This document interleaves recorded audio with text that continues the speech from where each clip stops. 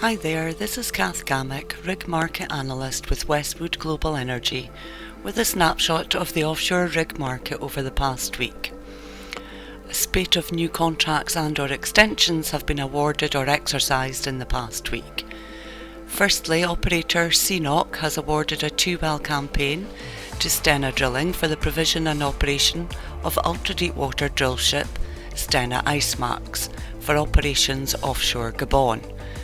The work is due to start in the first quarter of 2023 and estimated to last for around 90 days.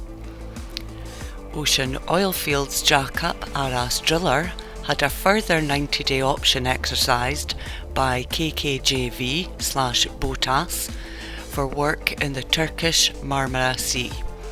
This is the second 90-day option exercised since the contract commenced in October 2021. And keeps the rig busy into the second week of January of 2023.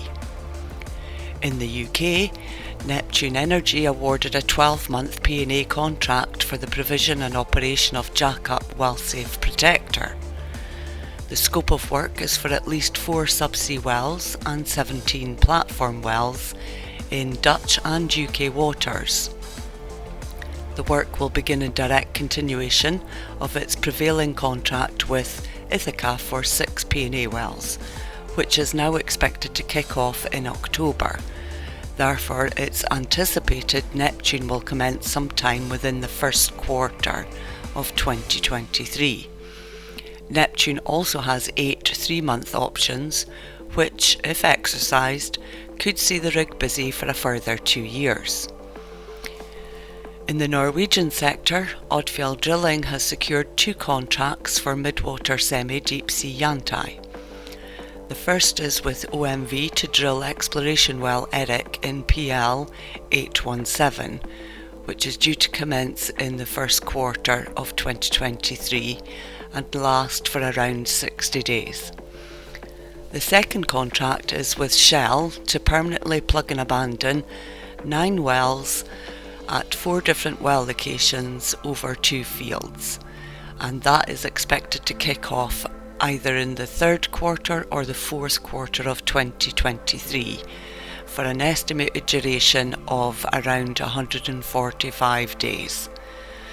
Depending on actual commencements and well durations and an optional well being exercised, the rig could be occupied into the first quarter of 2024. Also in the Norwegian sector, Transocean scooped a 17-well contract with 2 operators, namely OMV and Wintershall, for the provision and operation of ultra-deepwater semi-Transocean Norge. The contract duration is said to be 1,071 days, which is contingent on all approvals being received. However, nevertheless, the firm term is 208 days with a contract backlog of $72 million. The contract also contains a number of fixed-price optional wells. If all wells are drilled, it is understood 11 will be for Wintershall and 6 for OMV, with an average day rate of $408,000 per day over the entire charter period, and excludes potential bonuses and additional services. In the Danish sector, INEOS awarded a 4 firm well contract for use of jackup Maersk Resolve, which is expected to kick off in the first half of 2023 with an estimated duration of 322 days. The contract also includes options to add drilling or P&A work scopes for up to 9 additional wells. Offshore Suriname, TotalEnergies exercised 1 additional well to use ultra-deepwater drillship Maersk Valiant to drill in Block 58. The extension is in direct continuation and expected to commence in January 2023 and last for around 100 days. The contract value is circa $24.7 million, including integrated services and a fee for use of MPD. Moving on to drilling activities. Trillion Energy announced that GSP jack-up Uranus, which after a slight delay due to necessary rig repairs and weather conditions in the Black Sea, has successfully arrived at the SASB natural gas field offshore Turkey and has spudded the first well.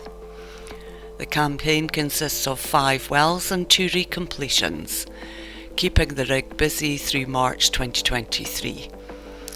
The operator has a 10-well option, which, if exercised, could mean the rig will be occupied into the first quarter of 2024.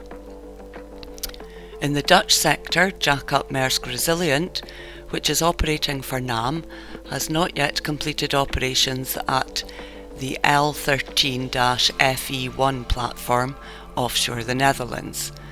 This slight delay means Shell's Pensacola well in the southern North Sea will not now commence until somewhere around mid to late October.